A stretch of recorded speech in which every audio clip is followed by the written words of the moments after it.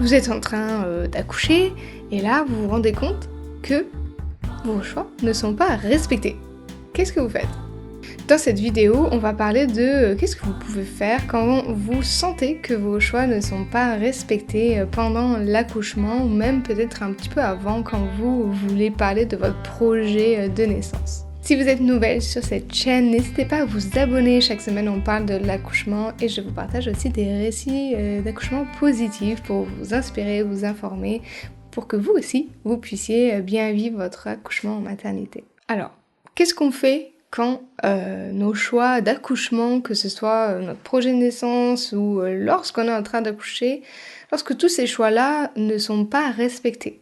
C'est une question qui est légitime et il est bon temps d'en parler. Combien d'entre vous, si vous avez déjà accouché, avez ressenti que vos choix n'étaient pas respectés? Et qu'est-ce que vous avez fait pour y remédier? Si vous avez des solutions, n'hésitez pas à nous les dire en commentaire. Et bien sûr, vous pouvez toujours me retrouver sur Instagram si vous voulez me partager vos astuces. En message privé, je réponds toujours à tout le monde. Je sais que ça arrive à beaucoup d'entre vous de ne pas se faire respecter pendant l'accouchement. Ça, on en parle dans les débriefs accouchement en séance individuelle. Et je sens bien qu'il y a des choses que vous avez acceptées, mais que ça allait à l'encontre de ce que vous voulez faire ou de ce que vous ressentiez, et que ça ne vous convenait pas, mais que vous avez senti que vous étiez obligé, que vous ne pouvez pas refuser, que c'était la meilleure chose à faire, etc. Sans parler évidemment des choses qui sont faites sans consentement. Donc là, c'est encore une autre histoire, mais on peut aussi y remédier. Je tiens à dire que tout ça, ce n'est pas normal. Se faire forcer de choses qu'on ne veut pas faire, s'il n'y a pas d'urgence, s'il n'y a pas de nécessité, qu'on vous fasse des choses sans consentement, tout ça c'est pas normal. C'est pas parce qu'on est à l'hôpital, c'est pas parce que c'est un personnel médical en face de vous qu'ils savent tout et qu'ils ont le droit sur votre corps de faire ce qu'ils veulent.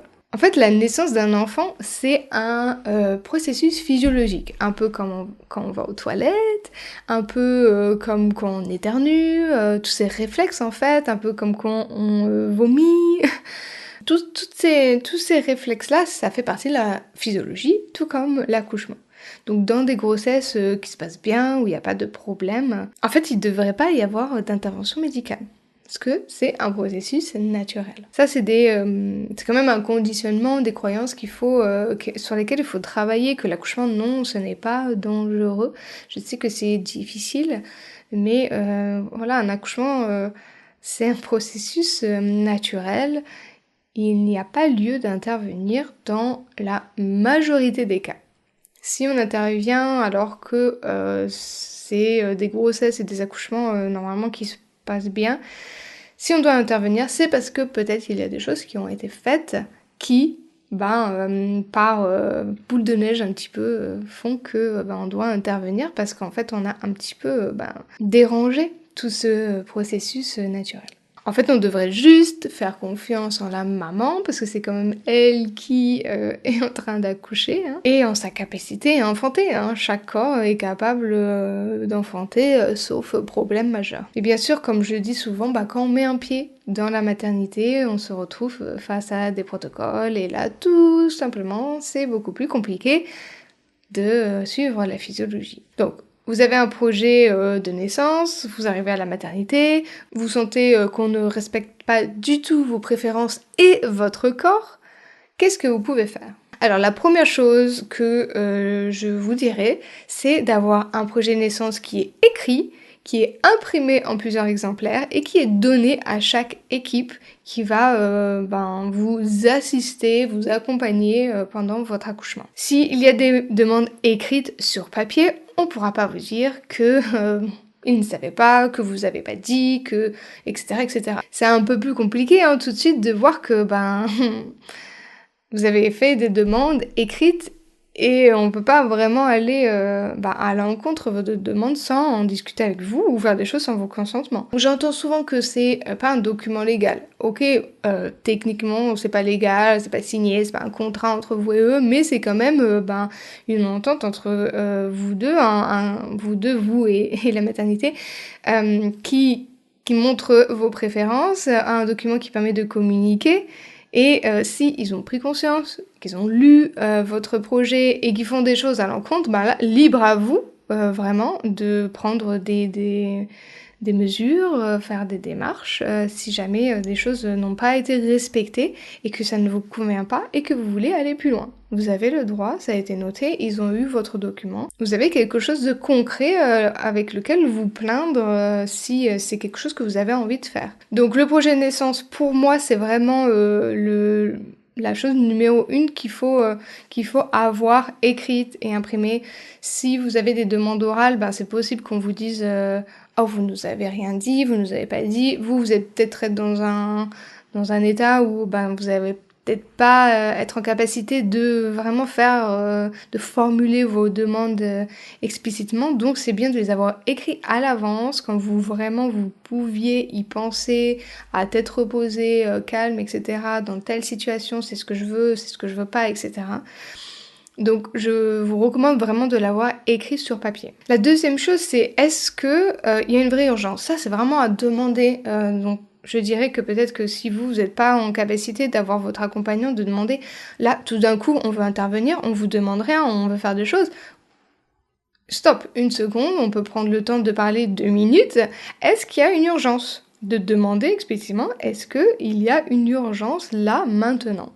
Ou alors, est-ce que vous suivez les protocoles? Il faut la demander cette question parce que on espère quand même qu'ils seront honnêtes avec vous et qui vous diront là ça fait 1 heure que vous poussez, nos protocoles disent que c'est temps, maintenant on intervient.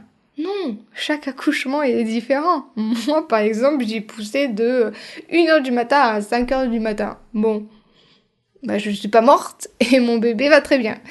Donc voilà, c'est des choses c'est vraiment cette chose à demander. Est-ce qu'il y a une vraie urgence ou est-ce que vous suivez les protocoles? Et s'il n'y a pas d'urgence, soit on attend, soit quelles sont les alternatives? Par exemple, si je prends mon cas, si on m'avait dit là ça commence à faire du temps, on va venir avec les forceps, ce qui a été proposé, soit dit en passant, eh bien moi ça va, mon bébé ça va, on attend. S'ils reviennent à leur charge, qu'est-ce qu'on peut faire d'autre? Moi, par exemple, j'ai changé de position et mon bébé est sorti. La troisième chose qui est super important, c'est de parler de vos préférences avec votre accompagnant et d'en parler à plusieurs reprises. Si c'est votre conjoint ou votre conjointe, vous aurez l'occasion pendant le 3e trimestre par exemple d'en parler plusieurs fois, que ce soit vraiment bien ancré en eux. Moi je ne veux pas d'instrument, je veux essayer de changer de position, je veux essayer d'utiliser la gravité, moi je ne veux pas de péridurale, si on me la demande plusieurs fois, je voudrais que tu leur dises qu'ils arrêtent de me la proposer, des choses comme ça. Donc vous avez le temps, je dirais le 3e trimestre, ce serait bien d'en parler à plusieurs reprises, que ce soit vraiment ancré en eux, ça c'est ce que je veux, c'est ce que je veux pas, de montrer sur le projet de naissance, voilà les parties, là, ça c'est ce que je te disais, c'est par ici, là c'est ça, etc. Comme ça, eux, quand ils sont face à l'équipe médicale et qu'ils voient qu'il y a quelque chose qui se passe pas comme il faut, ils peuvent montrer sur le projet. Là, c'est bien écrit spécifiquement, elle ne veut pas ça, surtout sans consentement, ou elle voudrait essayer telle chose avant, etc. C'est quand même votre corps, c'est quand même à vous de décider. Et si c'est clair pour eux ce que vous voulez pour votre accouchement, ce que vous ne voulez pas, ce qui n'est pas négociable, ils seront plus à même en fait d'incarner leur rôle de défenseur de la caverne. Tout ça et bien plus encore, j'en parle dans le programme L'accompagnant éclairé. Donc vraiment ça couvre tout le rôle de l'accompagnant. C'est un programme qui est concis parce que je sais bien que les partenaires, souvent, ils ont pas trop envie de passer du temps à lire des livres, à regarder 36 heures de vidéos, etc. Donc c'est vraiment concis, il y a des ressources si besoin d'en savoir plus. Il y a une méditation pour vraiment ancrer à l'intérieur, vraiment dans le subconscient, que l'accompagnant est capable d'incarner son rôle pour qu'il ait vraiment confiance. Donc tout ça, voilà, j'en parle dans dans mon programme, l'accompagnant éclairé, vous avez toutes les infos dans la description. Si ça vous intéresse, voilà, n'hésitez pas à aller voir tout ça. Et si vous n'avez pas votre conjoint, votre conjointe le jour J, pour peu importe quelle raison, mais si c'est planifié à l'avance, trouvez quelqu'un qui sera là pour vous, qui pourra faire ce rôle d'accompagnant. Que ce soit une amie, un proche, une personne de votre famille, une doula. Si vous n'avez pas les moyens de payer une doula, peut-être de trouver une qui serait en formation. Là, par contre, attention, pour la doula, peu importe la doula, pour cette personne qui vous accompagnera, faut être sûr que cette personne, elle, soit alignée avec vos choix, qu'elle travaille aussi sur ses peurs, que pour elle, l'accouchement, c'est pas quelque chose de dangereux. Parce que là, il n'y a rien de pire pour quelqu'un qui va stresser, une personne en qui vous avez confiance et elle stresse alors que vous êtes dans votre bulle, etc. Il n'y a rien de pire. Donc ces personnes-là aussi doivent travailler sur leurs peurs pour voilà, communiquer et que si vos choix ne sont pas respectés, elles puissent step up et vous défendre face à eux. Voilà, j'espère que ça vous aidera à naviguer un petit peu la maternité, les protocoles et surtout comment communiquer si jamais on va à l'encontre de vos préférences et du respect de votre corps. C'est super important ça. Des fois on se rend pas compte. Vous verrez dans l'épisode de Laura qui est passé la semaine dernière. En fait, on se rend pas compte des fois des choses qui nous sont faites et sur le coup, voilà. Et en fait, le corps n'oublie pas. Le corps, il sait très bien ce qui s'est passé et il y a des réflexes, des choses qui peuvent ressortir plus tard. Donc, il y a tout ce qui est psychique, mental, si jamais vous vous sentez très bien que on vous respecte pas.